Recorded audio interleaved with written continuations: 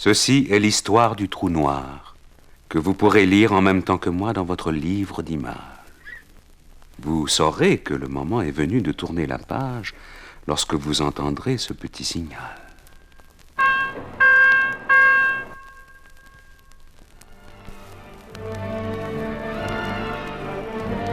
On était à la veille de Noël.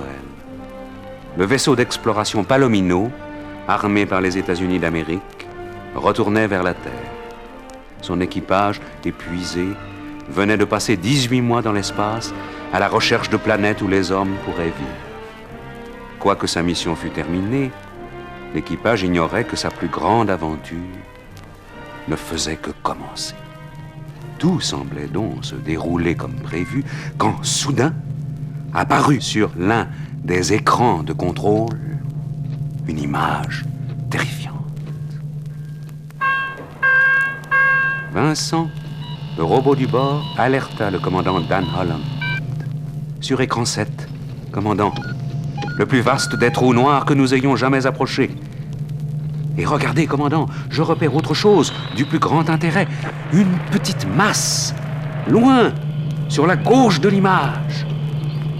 Charlie Peaser, le plus jeune membre de l'équipage, s'approcha. Sans doute un astéroïde, dit-il. Mais l'ordinateur d'identification leur révéla qu'il s'agissait en réalité du Cygnus, un vaisseau spatial qui avait disparu depuis 20 ans, commandé par le professeur Hans Reinhardt. L'équipage se demandait comment le vaisseau pouvait résister à la force d'attraction du trou noir. « Je l'ignore, » dit le commandant Holland. « Charlie, faites une approche commandée. Pleine puissance hauturière. »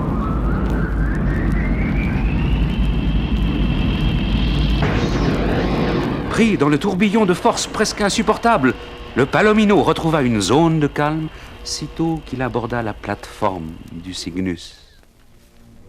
Kate McCree, jeune savante qui appartenait à l'équipage, crut apercevoir des formes incertaines qui se mouvaient sur l'immense vaisseau. Le Cygnus s'illumina soudain, comme par enchantement, révélant l'immensité de ces structures compliquées. Le mystère grandissait. Sous la conduite du commandant Holland, l'équipage s'engagea avec prudence sur le pont du Cygnus. Vincent prit la tête du cortège. Il se dandinait au-dessus du sol, ses scanners plus vigilants que jamais. L'équipage traversa les couloirs et les vastes espaces déserts du vaisseau et aboutit enfin à une immense salle couverte d'un dôme transparent. Des personnages mystérieux, vêtus comme des moines, se mouvaient lentement devant des dizaines d'écrans. Kate s'adressa à eux sans obtenir de réponse. Au même moment, l'équipage aperçut un monstre d'acier qui planait au-dessus d'eux, menaçant. Ce robot, qui était au moins 2 fois plus grand qu'un homme, portait au bout de ses bras des pinces coupantes qui tournaient à la vitesse de 2 hélices.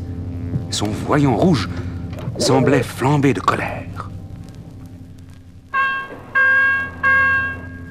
Bien qu'il parût minuscule auprès de lui, Vincent, courageusement, alla affronter le monstre terrifiant. À cet instant, une voix mystérieuse retentit dans tous les haut-parleurs. « Allons, du calme, Maximilian. Ne taquine pas ce gentil petit robot. » Sortant de l'ombre, un homme barbu vêtu d'une blouse blanche apparut en pleine lumière. Stupéfaits, les membres de l'équipage reconnurent le professeur Reinhardt, commandant du Cygnus à l'époque où il avait disparu. Reinhardt leur expliqua que le vaisseau avait jadis été endommagé par une pluie de météorites. L'équipage avait alors tenté de regagner la Terre par la navette spatiale, mais s'était perdu dans l'immensité de l'espace. Après avoir remplacé l'équipage par une armée de robots, il avait pourvu le vaisseau d'une force antigravitationnelle qui le maintenait immobile au bord du trou noir. Il s'apprêtait maintenant à explorer le gouffre grâce à la sonde spatiale dont il disposait avant de lancer le vaisseau lui-même dans l'aventure.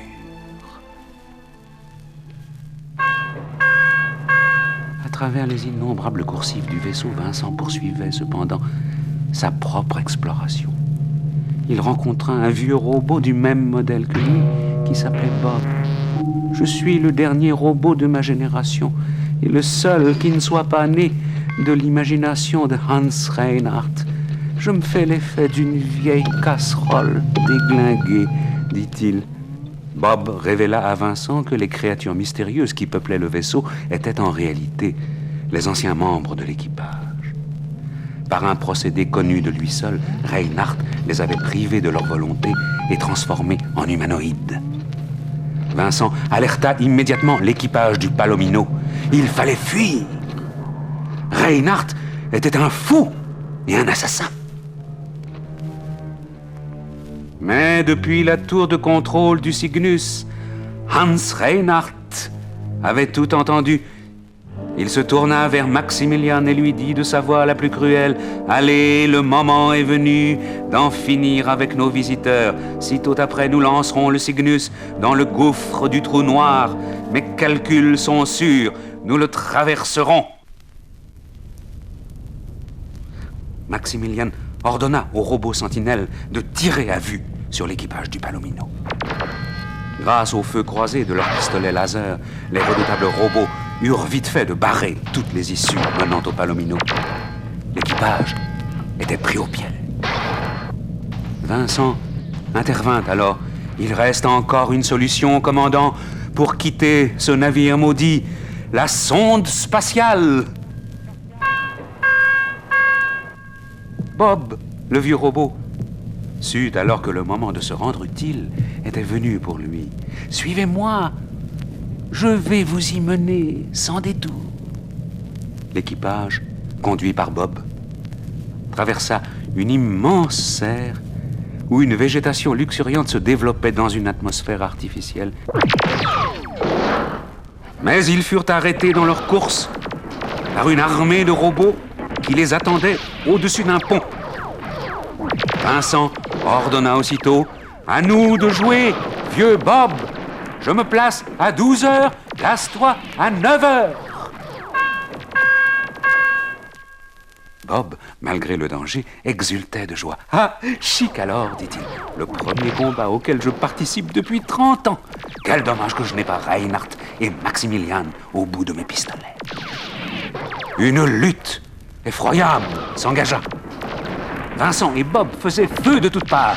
Bientôt, les robots sentinelles s'écroulèrent les uns après les autres dans un crépitement d'étincelles.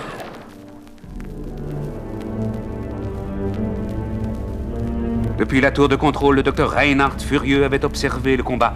Dans un accès de rage, il lança à Maximilian: « Maximilian, ton unité de combat a été démolie par ce vieux robot antique conçu par la Terre et son acolyte qui ne vaut guère mieux. » Entre-temps, Bob avait conduit ses amis au traîneau magnétique qui allait les mener à la sonde spatiale. Soudain, une série d'explosions ébranla l'énorme vaisseau qui venait de s'engager dans le tourbillon du gouffre noir. « Commandant, une pluie de météorites frappe le Cygnus !» cria Vincent. « Le vaisseau ne va pas y résister !» Un météorite détruisit le tunnel qu'ils avaient emprunté. Ils réussirent à quitter le traîneau magnétique juste à temps et se mirent à courir.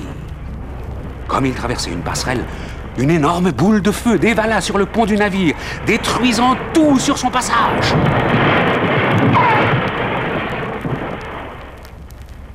« Ne nous arrêtons pas, Bob.